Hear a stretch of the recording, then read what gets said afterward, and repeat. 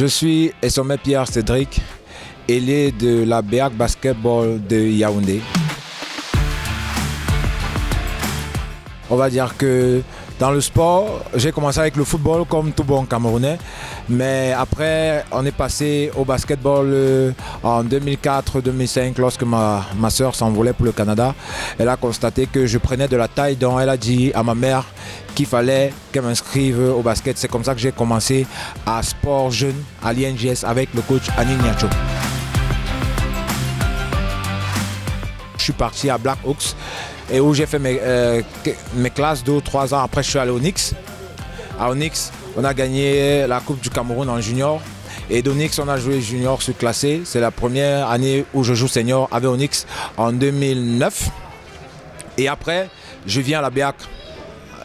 Dans la saison 2009-2010, j'arrive à la BEAC Basketball. Et j'ai joué à la BEAC de cette période-là jusqu'en 2018 quand la BEAC ferme. Après la BEAC, je passe à Onyx. Après Onyx, je vais à FAP où on fait les belles années de FAP où on fait 2 ans sans aucune défaite sur le plan national. Et puis après FAP, je suis passé à Bonabéry l'année passée. Et cette année, je suis très content de revenir à la maison.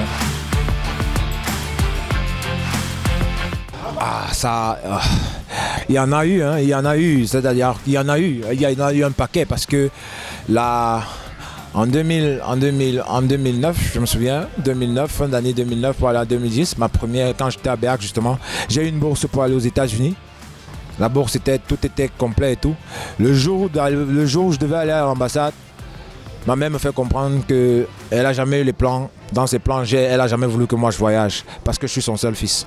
Oui, vous imaginez, c'est-à-dire de la veille où je me voyais déjà à revenir et après le parcours comme un sportif, ça a été difficile pour accéder à l'équipe nationale. On a dû travailler, on a fait des choses, on a perdu des choses, on a eu des blessures, vous voyez, des cicatrices, il y a eu des cicatrices là pendant un match, on a dû suturer. Donc il y a eu plein de choses, il y a eu des déceptions, mais c'est que du bonheur à la fin de la journée. C'est d'ailleurs la raison pour laquelle, après toutes ces années, on a encore l'énergie d'aller encore plus loin aujourd'hui. Surtout après avoir goûté à la BAL, on a encore envie d'y retourner. Mon premier match à l'équipe nationale en 2017, première sélection, premier match, premier à l'entre-deux, premier ballon, 3 points. À partir de là, match à 18 points, feuille statistique irréprochable. Ça c'est ma toute première belle émotion. Au-delà des victoires en équipe, mais ça c'était la première vraiment. Et après il y a les moments qu'on a vécu avec la BEAC où j'ai été MVP, meilleur joueur du Cameroun, où on a tout gagné. On a fait la CBL, après on a fait la Champions Cup. Voilà, on est arrivé en quart de finale en 2016 contre Al Ahly. C'était un moment grandiose parce que le public arabe, c'est un public fantastique. C'est-à-dire qu'ils supportent l'équipe avec tellement d'énergie que même vous, les adversaires, ça vous donne de l'énergie. On a perdu de 3 points, on était déçus, mais on a joué un match magnifique. Donc il y a plein d'émotions comme ça. Et forcément, la BAL récemment, avec les demi-finales à la BAL et tout ça, il y a des moments très heureux que j'ai vécu dans le basket et que je n'échangerai contre rien. En Afrique, vous savez, le basketball est en perpétuelle évolution. Aujourd'hui, l'Afrique de l'Est fait un très grand travail. Ils sont en train de remonter. C'est la raison pour laquelle, d'ailleurs, on voit beaucoup de la recrudescence des activités de la NBA Africa de ce côté-là, de l'Afrique de l'Est, l'Afrique de l'Ouest aussi. Donc, le basketball en Afrique est en plein essor. Le premier levier, c'est les mécènes, je dois le dire comme ça. Quand je dis les mécènes, c'est que déjà on ne peut pas faire du sport si on n'a pas de moyens. Le basketball encore moins, parce qu'il faut des chaussures, il faut des équipements, il faut des ballons, il faut des cônes, des trucs pour entraîner les enfants. Voilà, il faut pouvoir la récupération et tout. Donc les leviers, je dirais qu'il faudrait déjà que les pouvoirs publics africains comprennent qu'une politique sportive doit être mise sur pied dans tous les pays, parce que une politique sportive aide à développer un pays. C'est la raison pour laquelle, par exemple, on prend le plus grand, la NBA, engrange des milliards de dollars et attire des sponsors énormes et tout.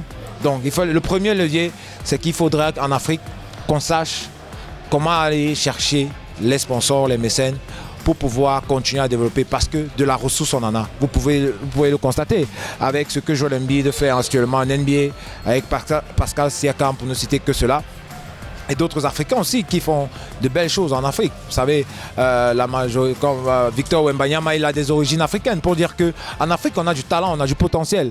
Il faut juste aller le développer. Pour le développer, il y a des gens qui sont prêts à aller le faire. Mais on a besoin tous d'accompagnement.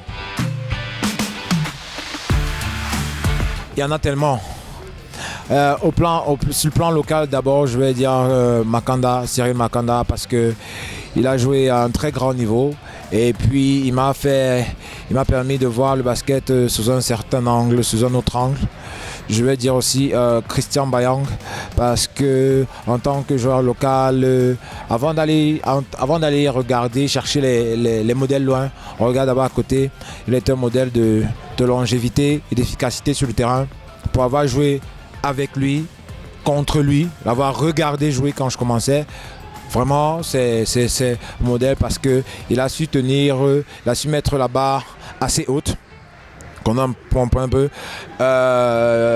Évidemment, sur le plan local aussi, je vais dire Bomba Dominique, parce que il était médecin. Il fait partie des premières personnes qui étaient mes grands frères quand je suis arrivé, quand j'ai eu mon bac en 2007, que j'ai commencé à jouer à les jeux universitaires, où j'ai commencé à jouer avec les grands frères, avec les seniors. Donc, il m'a vraiment pris, m'a vraiment encadré, m'a montré tout. Et il était très fort comme joueur, mais il suivait aussi sa carrière de médecin. Aujourd'hui, il est un médecin émérite, mais il a eu des distinctions aussi personnelles, notamment il a été reçu une récompense du Comité national olympique. Il est un très bon joueur. Donc, pour ne citer que cela sur le plan national. Maintenant, sur le plan international, il y en a plein. Il y en a tellement. Je vais dire quoi? Je vais dire Papa Lucas, Michael Jordan, forcément, Ben Wallace, LeBron James, Stephen Curry. Il y a plein d'exemples comme ça qu'on a regardé, que moi j'ai regardé. Vladi Divac, plein de joueurs. C'est de faire une bonne saison et être champion du Cameroun pour retourner au Rotobal, se qualifier pour les League 16 et se qualifier pour la BAL.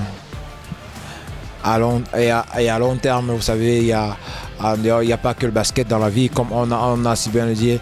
J'ai d'autres activités sur le plan spirituel. Il faut promouvoir l'évangile de Jésus-Christ, comprenez un peu. J'ai déjà une famille, il y a plein de choses à faire. Je vais pas jouer éternellement. Quand j'étais jeune, je pensais jouer jusqu'à 40 ans, 42 ans. Mais bientôt, le Seigneur m'appellera à d'autres choses. Donc, sur les projets à court terme, ce sont ceux-là. Maintenant, je ne sais pas, je ne peux pas vous garantir que j'ai encore 2 ou 3 ans dans le basket. Je ne sais pas, ça dépendra de Dieu. Mais à long terme, vraiment, le projet principal, c'est de promouvoir l'évangile de Jésus-Christ à tout prix, à tous les prix et partout.